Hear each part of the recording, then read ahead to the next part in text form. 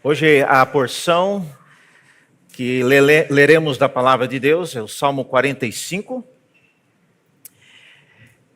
Nós seguimos aí a sequência.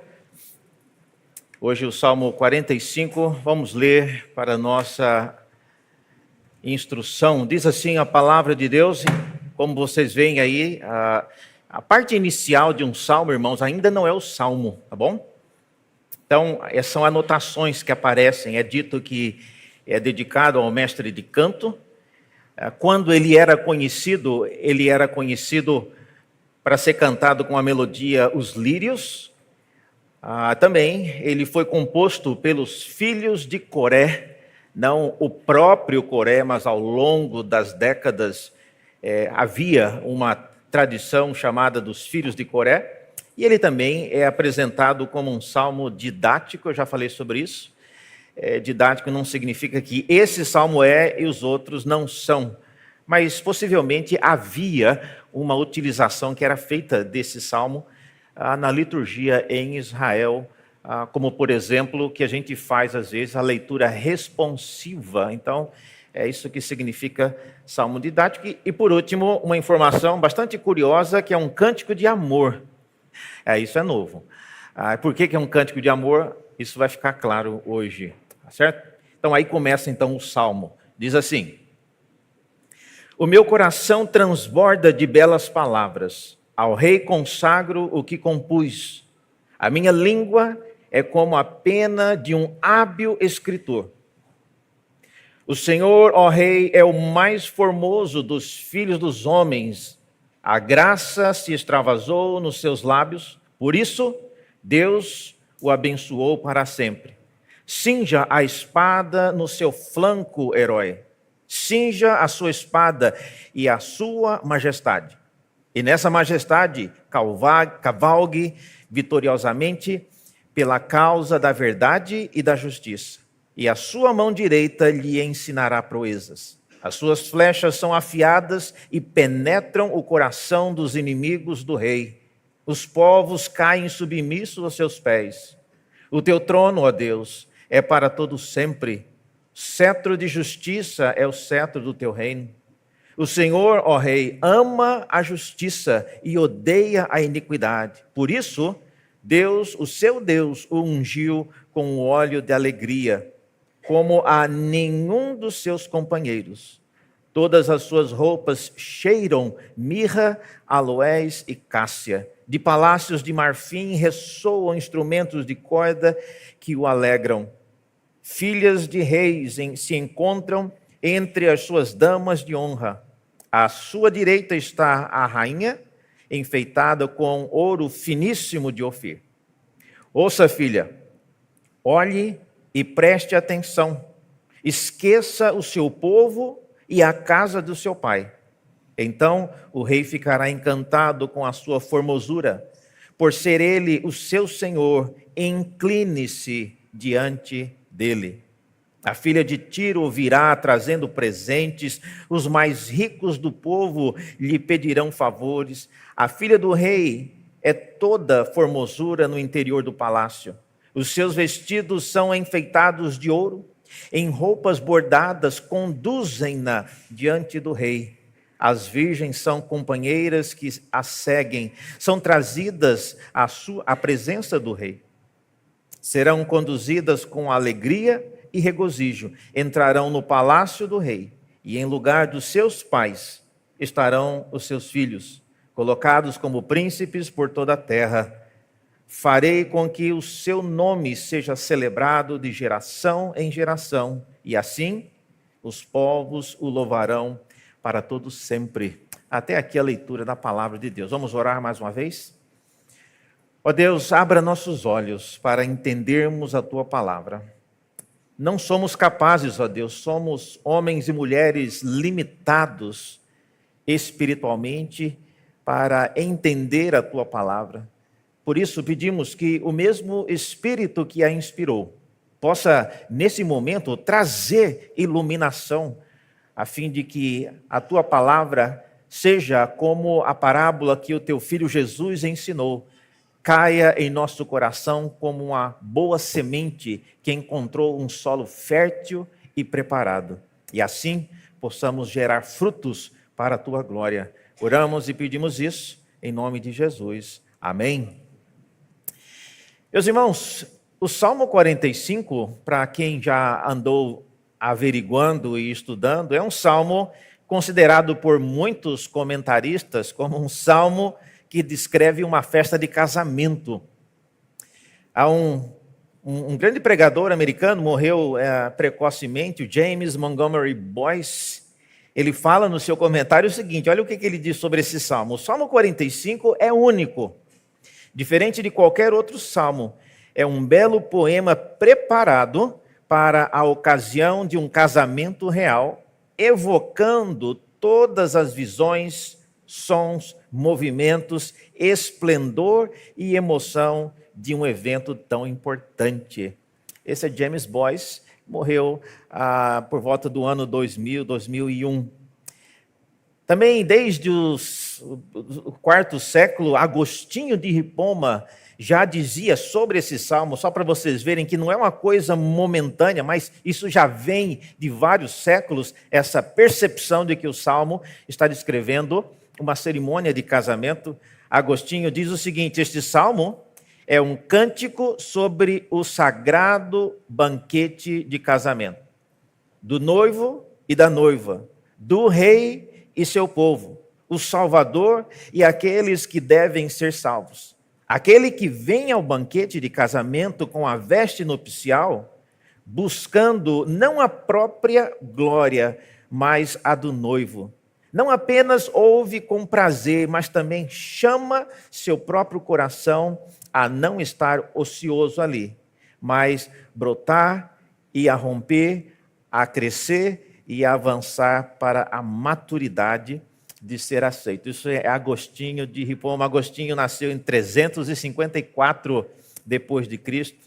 Então veja, é já uma percepção antiga. E meus irmãos, não é difícil você ver, olhando no que acabamos de ler, que realmente parece ser um relato descrevendo um casamento. Não é igual um casamento como nós conhecemos hoje, mas parece ser um casamento.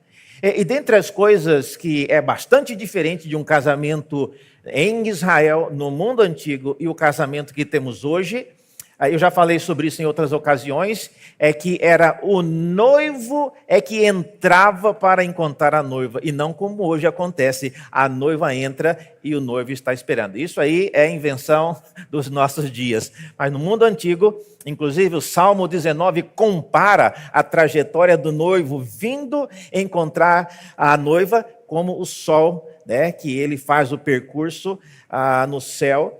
E o salmista no Salmo 19 fala como um noivo que percorre e vai até o local onde a noiva está. Então, esse é um relato e com certeza dá para entender. Agora, o que não dá para entender é o que é que isso tem a ver com a expectativa que nós já criamos de que o salmista está desesperado, ele quer saber outras coisas, ele não está interessado em ver história ou álbum de casamento, ele está interessado em, como nós vimos no capítulo 42, a sua alma está sedenta, como a de uma corça aspirando pelas correntes das águas, porque há pessoas que vivem importunando a sua vida, perguntando, e o teu Deus, onde está? O salmista já declarou que a sua alma está profundamente abatida e ele clama a Deus pedindo algum tipo de resposta. No Salmo 43, nós vimos que o salmista não recebeu essa resposta e ele segue ainda desesperado, pedindo que Deus faça justiça, que ele olhe para a sua causa e veja o que está acontecendo e faça alguma coisa. Nenhuma resposta. No Salmo 44, nós vimos que o salmista agora quase que perdeu as estribeiras e ele chega a dizer a Deus palavras duras do tipo: desperta, Senhor, acorda, faça alguma coisa, veja o ímpio como está prosperando diante de nós, livra-nos. E aí chega o Salmo 45, falando de casamento. O que isso tem a ver com a expectativa que o salmista criou até aqui? Seria como se um ladrão estivesse entrando na sua casa e tentando arrombar a porta da casa e já sacudindo as grades da janela e todo mundo correndo desesperado por que fazer, chamar a polícia. E aí o pai da casa já tem uma ideia. Vamos abrir o nosso álbum de casamento e vamos ver como eu e sua mãe nos casamos? O pai deve estar doido. O que tem a ver olhar para o álbum de casamento no momento quando o inimigo está querendo arrombar a nossa casa? Então, é mais ou menos essa a pergunta que nós devemos fazer. Por que colocar um relato sobre o casamento, seja lá de quem for, né? Do rei, da rainha, mas qual é a finalidade de colocar um salmo como esse aqui? A ordem, irmãos, eu já falei também sobre isso, os salmos, como nós temos hoje na Bíblia, não foi escrito por alguém que sentou e começou a escrever do Salmo 1 até o Salmo de número 150. Não foi assim. Os salmos foram coletados. Salmistas diferentes, vários autores escreveram salmos individuais. E depois, posteriormente, eles foram juntados, de modo que a junção deles, a ordem dos salmos, acaba criando uma história adicional. Portanto, há uma história que nós lemos em cada salmo individual, mas também há uma história que se forma quando nós juntamos os salmos que são colocados um do lado do outro. Pois bem, a explicação por que esse salmo descrevendo o casamento foi colocado aqui se encontra nessa organização. Não é só por causa do Salmo 45, é por causa do Salmo 45 ter sido colocado junto com outros salmos. Tá, reverendo, eu entendo isso, mas eu ainda não entendi o que isso tem a ver com o bandido tentando entrar na casa. O que tem a ver mostrar uma imagem, um salmo, seja lá de quem for, sobre casamento? Há uma razão, irmãos, e há uma razão, uma boa razão para isso, para o Salmo 45 estar colocado aqui. E a pergunta, então, a minha e a sua é: quais são essas boas razões que o Salmo apresenta? Gostaria muito de saber. Eu não vejo nenhuma. Mas o senhor está dizendo que tem, então quais são as boas razões que o Salmo apresenta? Vamos responder essa pergunta. Primeira resposta a essa pergunta é: por causa da palavra que é dirigida ao noivo. Essa é a primeira razão. Aquilo que é dito ao noivo nessa cerimônia de casamento irá nos mostrar muitas coisas a respeito dessa cena do ladrão querendo invadir a sua casa e o marido querendo olhar um álbum de casamento. Então, o que isso tem a ver?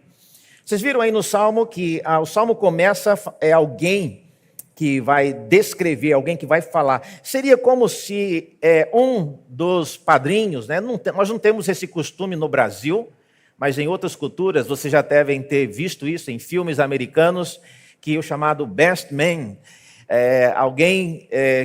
o best man do noivo, ele vai falar alguma coisa, ele vai brindar, ele fala, ele comenta alguma coisa, ele faz algumas palavras, sempre elogiando, ou fazendo algum comentário para honrar o noivo. Nós não temos essa tradição no Brasil. Mas aqui, aparentemente, essa pessoa é alguém semelhante, que ele diz aqui: o meu coração transborda de belas palavras, ao rei consagro o que compus, a minha língua é como a pena de um hábil escritor. Isso é ele se apresentando. Agora vem as palavras que esse hábil escritor irá falar. E ele diz: o Senhor, ó rei, é o mais formoso dos filhos dos homens. A graça se extravasou nos seus lábios, por isso Deus o abençoou para sempre. A palavra dessa pessoa começa falando sobre a beleza do noivo, o que é uma coisa natural, né? Ninguém vai falar para o noivo: nossa, mas você está feio hoje. Mesmo que tivesse, você não é um comentário que você vai fazer para o noivo, coitado, né? Ele está já nervoso ali, você vai falar: puxa, alguém podia ter escolhido uma calça para você, ou o seu corte de cabelo não ficou bom para você. Não fala esse tipo de coisa numa cerimônia como essa. De qualquer forma, a respeito do rei, é dito que ele tinha uma beleza. Vocês vejam? O rei, ele é o mais formoso de todos os homens, e é uma beleza que aparentemente faz jus ao rei e ao momento, mas, novamente, isso não responde, reverendo, a pergunta que o senhor falou que iria responder, que é, o que isso tem a ver com um ladrão querendo entrar na porta? Não tem nada a ver. O rei podia ser bonito ou feio, isso não faz diferença. Mas o texto começa falando sobre isso, que o rei ele é formoso. Veja, na sequência, uma segunda coisa que é mostrada fala da sabedoria desse rei. No versículo 2 é mencionado que a graça se extravasou nos seus lábios. Então, isso é uma referência àquilo que o rei fala. Mais uma vez, a gente entende, mas ainda não entendemos a relação que isso tem com o ladrão querendo entrar na casa. Na sequência ainda, versículo 2, no final, fala que Deus, por causa disso, o abençoou para sempre. Ou seja, a maneira, o modo como esse rei fala, gerou uma bênção de Deus sobre ele. Ninguém pensou nisso, mas você já parou para pensar que qual rei é esse a respeito do qual o salmista está falando? Que rei é esse? Podia muito bem ter falado. Não são muitos, mas não falou. Isso mostra que, ainda que haja a compreensão de que é um rei, o mais importante não é saber quem é, se Davi, se Salomão, ou se qualquer outro dos filhos de Salomão em diante. Mas ainda no versículo 3, aparece ainda algumas coisas interessantes, e aí diz, cinja a espada no seu flanco, herói, cinja sua glória e a sua majestade, e nessa majestade cavalgue vitoriosamente, pela causa da verdade e da justiça, e na sua mão direita lhe ensinarás proezas. Agora está começando a aparecer alguma coisa relacionada com o ladrão, sacudindo a grade da janela, porque ele está falando agora de pegar, cingir a espada. Bom, agora está começando a fazer sentido, mas ainda está muito, muito branda essa resposta. Por que alguém falaria sobre isso numa cerimônia de casamento? Veja, embora esteja fazendo sentido para o cenário que estamos querendo responder, que é o ladrão sacudindo a janela, esse tipo de comentário num casamento não é muito apropriado. Você falar para o noivo, você realmente é um noivo muito forte, viu você brigando com alguém lá na rua que queria roubar o seu relógio, você deu um golpe mortal nele. Gente, isso não é coisa para falar no dia do casamento, mesmo que ele tenha feito essas proezas. Observem que o comentário, embora ajude-nos a entender um pouco essa relação, ainda está estranho. Gente, vai ficar claro, viu? Mas calme.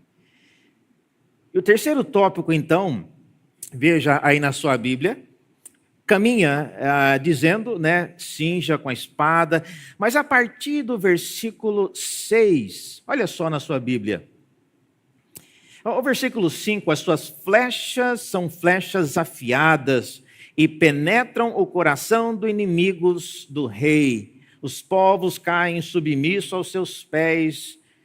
Maravilha, agora está ficando um pouquinho mais claro, mas novamente não é uma coisa apropriada para dizer para o noivo. E aí o versículo 6 diz, o teu trono, ó Deus, é para todo sempre.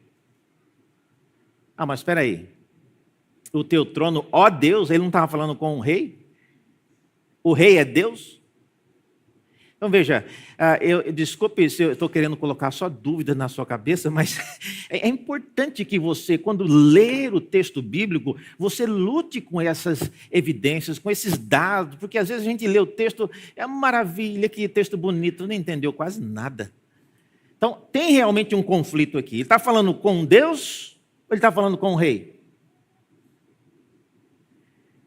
A esse respeito, irmãos, graças a Deus que nós temos a escritura completa, mas eu queria que você olhasse comigo em Hebreus 1, vai ser projetado aí, olha só esse texto de Hebreus, Hebreus no capítulo 1, no versículo 8 e 9, olha só o que esse texto diz. Hebreus cita o Salmo 45, ele diz, mas a respeito do Filho diz.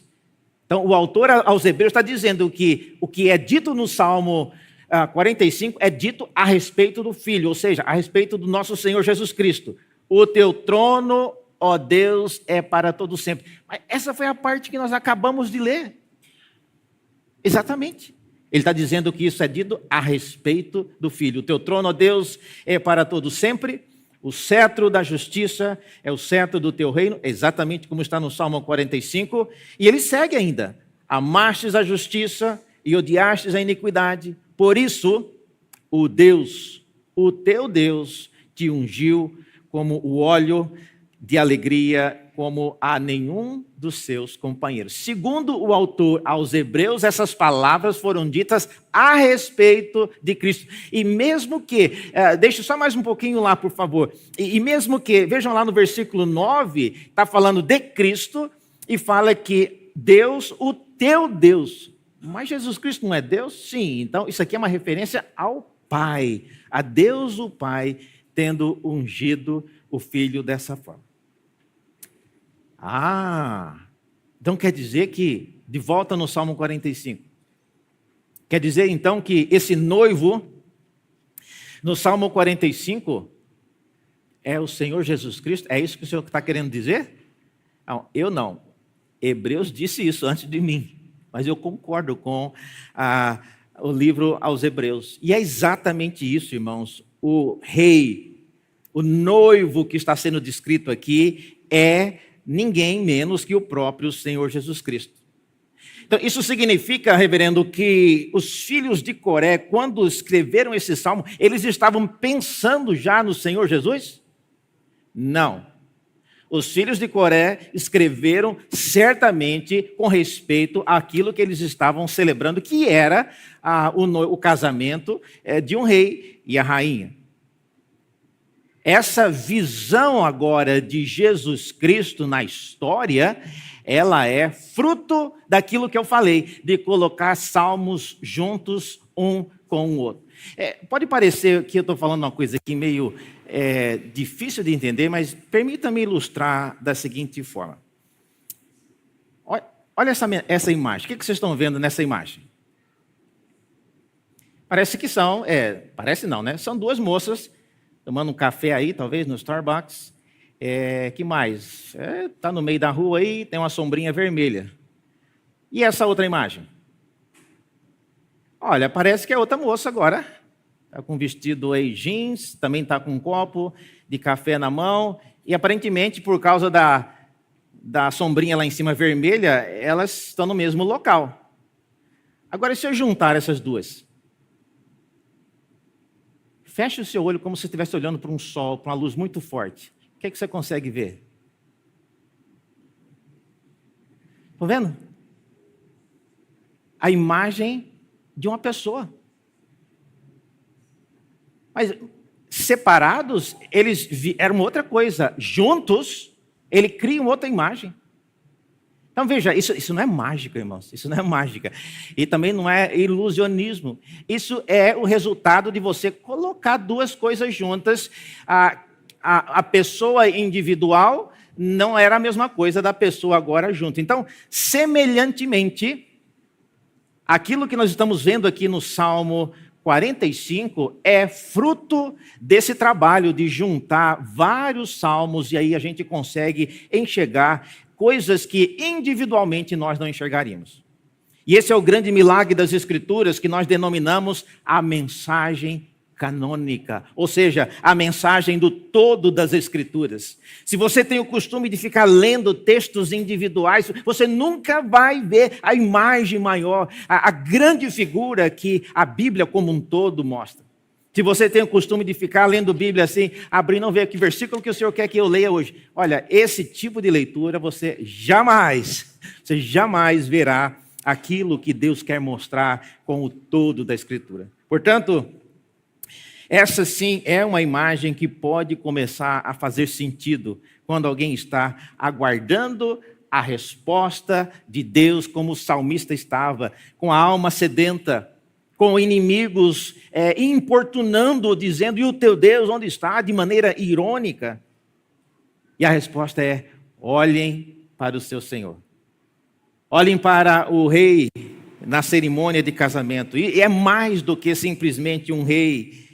Observe o modo como ele se compromete com a sua esposa, que é a igreja. E aí você consegue, obviamente, fazer a dedução. Se o rei que está casando é Cristo, quem é a noiva?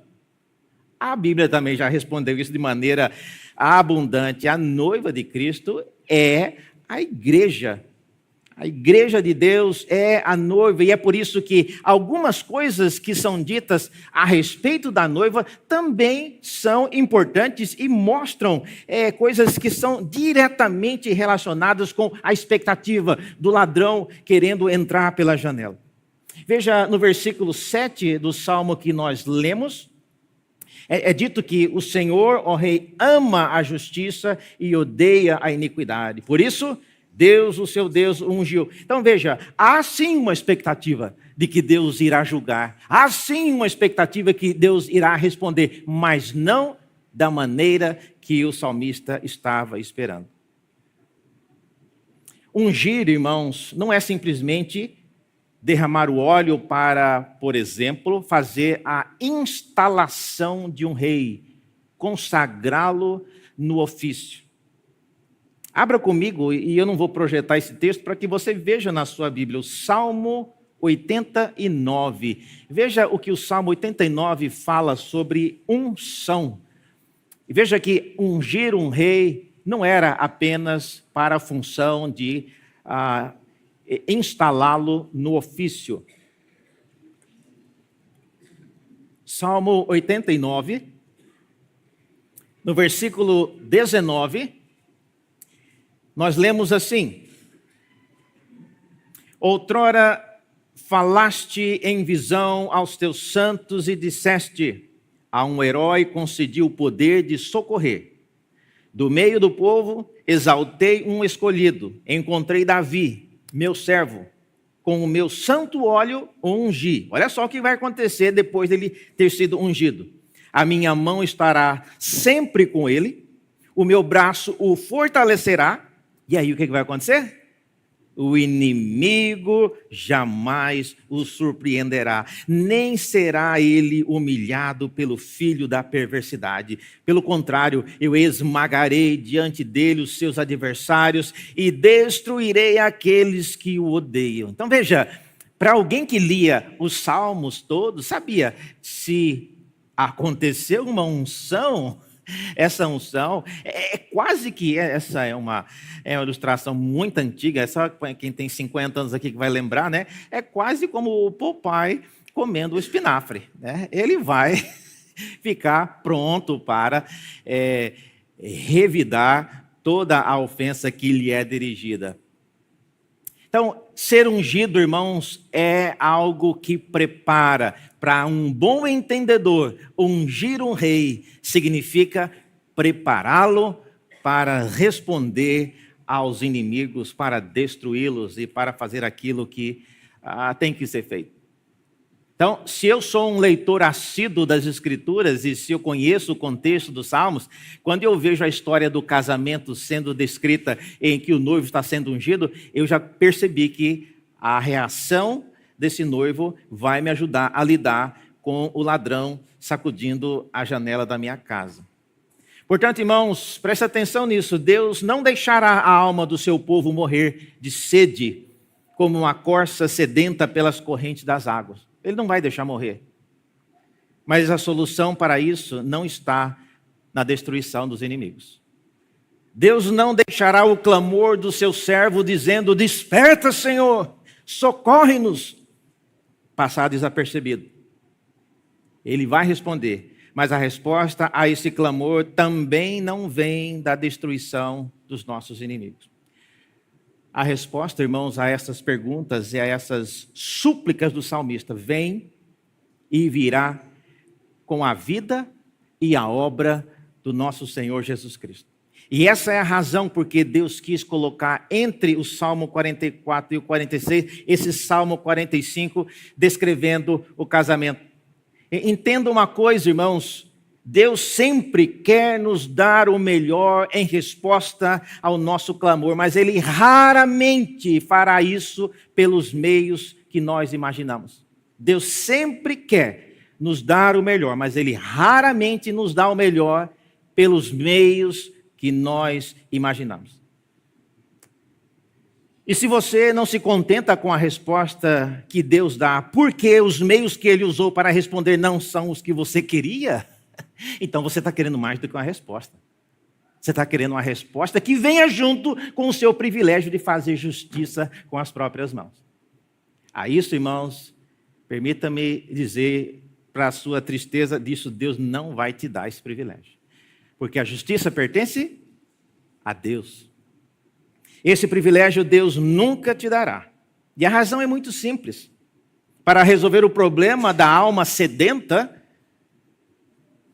da alma abatida, do desejo de estar de volta no templo, na presença de Deus, é preciso resolver o problema do pecado.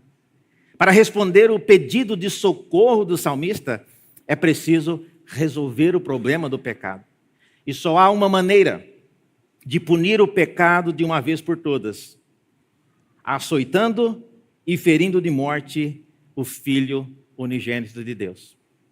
E isso, Deus nunca vai deixar você fazer. Não é você quem faz isso. Só tem uma pessoa que pode ferir mortalmente o nosso Senhor Jesus, que é Deus o Pai. E esse é o jeito que Deus escolheu para responder a tudo o que o salmista já reclamou e pediu até aqui. E o que é que você tem esperado de Deus? Uma resposta ou uma resposta do jeito que você gostaria? Pense nisso. Deus quer te responder. Ele não quer te responder do jeito que você esperaria que ele respondesse. Eu acho que até aqui já vimos o suficiente para entender quem é o rei, e essa cerimônia de casamento envolve o relacionamento de Cristo com a igreja. Agora, a segunda razão, a primeira é por causa das coisas que são ditas ao rei, ao noivo. A segunda razão porque esse salmo ele responde a essa crise do salmista é por causa da palavra dirigida, né, à noiva e às suas damas. Isso acontece a partir do versículo 10. Olhe na sua Bíblia aí que muda, parece que muda o roteiro, né? E é dito assim: ouça, filha, olhe e preste atenção. Essa referência à filha não é que o rei ou o noivo está chamando a noiva de filha, mas é quem está entregando a palavra, é uma pessoa, é o salmista, é ele quem está se dirigindo à noiva como sendo filha. Mas é um jeito carinhoso de dizer, ela não é filha do rei, ela é a rainha, ela é a pessoa que está casando, mas ela está sendo dirigida como filha. Ouça, filha, e preste atenção. E aí, se você tiver uma caneta, sublinhe essa expressão na sua Bíblia. Olha o que é dito sobre a noiva. O que você diria sobre a noiva? A noiva entrando no casamento. Geralmente você falaria algo onde seu cabelo ficou lindo. Olha, todo mundo fala sobre o cabelo, não é mesmo? Ou o vestido. Alguém já olhou para a roupa do noivo quando ele entra? Aliás, a gente nem vê quando ele entra, né? Quando você piscou, ele já está aqui.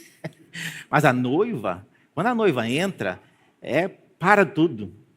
E aí, todos os detalhes de tudo o que acontece é observado. Mas aqui, estranhamente, olha o que é dito para a noiva, como se o pastor ou o best friend aí estava falando: minha filha, presta atenção no que eu vou te falar.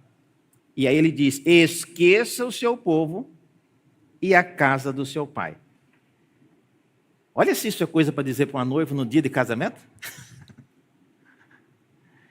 É o que ela menos que ela quer fazer naquele momento. Inclusive, o abraço, quando os pais vêm cumprimentar a noiva, geralmente um deles, né, rompe em lágrimas, porque é um momento emocionante. Imagina se o pastor fala isso para a noiva: olha, está vendo seu pai e sua mãe aqui? Pois é, esqueçam dele. Não é uma coisa nem cordial de se dizer. Mas por que ele está dizendo isso? Porque, irmãos, como eu disse, se o noivo aqui é descrito por Hebreus, não é por mim não, Hebreus diz que esse noivo é Cristo, então essa noiva é a igreja. E se é a igreja, pense naquilo que está sendo dito à noiva, de que você tem que aprender a esquecer do seu povo e da casa do seu pai. Não está nem falando do seu pai e da sua mãe. Casa do seu pai significa as relações que você teve durante a infância e a sua vida antes do casamento. Precisa haver uma separação ali. A palavra dita para a noiva aqui, ela é uma palavra que mostra claramente a responsabilidade que a igreja tem diante de Deus. E não é só porque é noiva, vocês viram aí que esquecer o seu povo e o seu pai, então o rei ficará encantado com a sua formosura. Então o ato dela se render é que fará dela a igreja uma igreja bonita, formosa.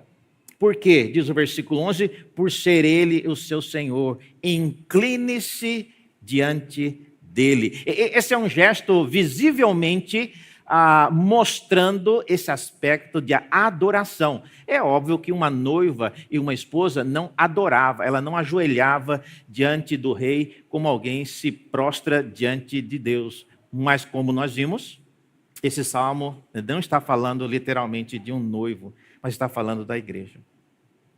Portanto, irmãos, a grande lição que a gente aprende aqui com esse salmo é que há de fato a intenção, há de fato o plano e há o desejo de Deus em ajudar, em responder ao salmista que está reclamando que a sua alma está sedenta, está reclamando que tem pessoas que vivem lhe dizendo que o teu Deus onde está e aí você não vai fazer nada. E quando essas pessoas dizem isso, nós já vimos nos salmos anteriores, a sua alma se desmancha. E o que Deus vai fazer sobre isso? A resposta que ele dá, olha, comporte-se como a noiva nesse casamento. Esqueça o seu povo, esqueça a casa do seu pai. Irmãos, essa palavra ela é muito oportuna, por quê? Porque o salmista está escrevendo num período depois da queda de Jerusalém, possivelmente já no período do exílio. E Deus quer que o povo dele aprenda a olhar para frente. Jerusalém não vai nunca mais ser reerguida como foi nos dias de Salomão e nos dias de Davi. O templo de Jerusalém nunca mais vai ser o mesmo como foi nos dias de Salomão. Nos dias de Jesus, a mulher samaritana perguntou onde é que ela deveria adorar, se em Gerizim ou no outro monte. E Jesus disse, olha, eu estou procurando adoradores que me adorem em espírito e em verdade. Então é nem lá e nem acolá. Então a importância do templo em Jerusalém, ela vai cada vez diminuir até finalmente desaparecer. Ainda hoje não tem mais o templo de Jerusalém. No local tem a mesquita de Omã, então não tem nada a ver com esse templo aqui. Irmãos, concluindo, há muita coisa que Deus quer fazer e Ele pode fazer por sua vida, por sua noiva que é a igreja. E quando Ele aceitar que precisa se esquecer da casa dos seus pais. Deus não estava interessado e nem planejando recomeçar a história do povo de Israel como havia sido nos dias antes da queda de Jerusalém. Não, a história de Israel era dali para frente. Então, o choro do salmista precisa ser curado. A saudade que o salmista tem de Jerusalém, do templo lá em Jerusalém, isso tudo é uma coisa louvável, é apreciável, mas tem que passar. Tem que pensar adiante. Deus não vai mais fazer aquilo que ele fez na história de Israel. O povo de Israel precisava aprender isso. Ele quer que nós o amemos mais do que qualquer outra pessoa, e até mesmo a casa de nossos pais e o nosso povo, como foi dito aqui à noiva. Isso porque a igreja, a noiva de Cristo, estava sendo preparada para seguir seu Senhor por todas as nações, para nunca mais ser o que ela foi antes. Então, tem que esquecer mesmo. É muito importante, irmãos, preste bem atenção no que eu vou dizer. É muito importante aprender e apreciar o que Deus fez no passado. É importante isso. Mas é ainda mais importante aprender que Ele raramente irá voltar a fazer as coisas como era no passado. Se você é daquelas pessoas que vive tentando resgatar o passado e instalá-lo novamente no presente, isso não vai acontecer. E não é porque eu não quero, não. Quem sou eu para querer ou não querer isso? Eu vejo, às vezes, algumas igrejas locais que se apegaram tanto ao passado. Eu gosto demais, eu aprecio demais a nossa tradição reformada, a piedade puritana. Que coisa bonita a maneira como eles viveram em outro país, em outra época. Coisa maravilhosa de se olhar, aprender, mas nós nunca seremos como os puritanos no século passado.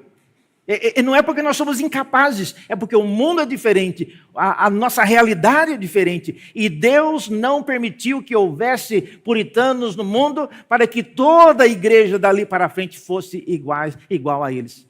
Não é esse o objetivo. Então é importante a gente aprender a apreciar e aprender com eles. Mas não imagine que Deus vai agir semelhantemente ao longo dos séculos.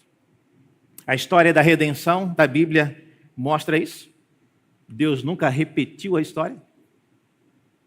Ele poderia, se ele quisesse, voltar a ordenar um tabernáculo nos dias do Novo Testamento. Não poderia? Poderia. Falar direitinho como que era para ser feito, mas ele não fez. É a história passada. Aprendemos, apreciamos, mas sigamos adiante. Nunca mais houve tabernáculo, nunca mais houve arca da aliança. E aí, irmãos, fica a grande máxima que Paulo nos adverte e nos fala: esquecendo-me das coisas que para trás ficam, sigamos adiante.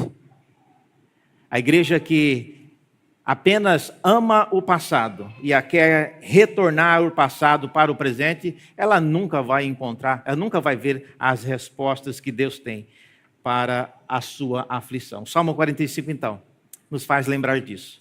A palavra dita à noiva é uma palavra dita a mim e a você.